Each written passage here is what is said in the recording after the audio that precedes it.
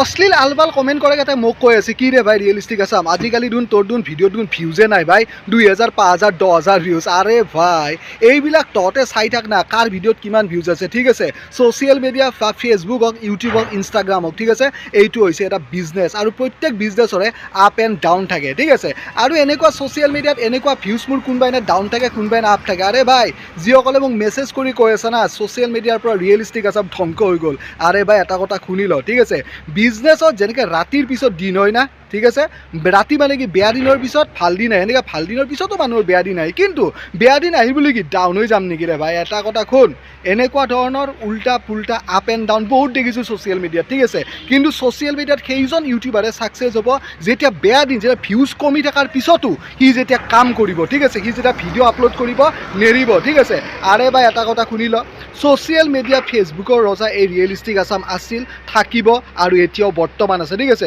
business যেনেকৈ down up থাকে social মিডিয়াৰ ভিউজো এনেকৈ আপ ডাউন হৈ থাকে ঠিক আছে নতুন নতুন কণ্টেণ্ট আহি আছে ৰিয়েলিষ্টিক আছামত চাৰ্টটো কেনেকৈ লাগিছে স্পৰ্টিংটো এইটো স্পৰ্টিংটো ফেচবুকৰ পইচাৰে কিনিছিলোঁ ডাইৰেক্ট 10,000 টকীয়া স্পৰ্টিং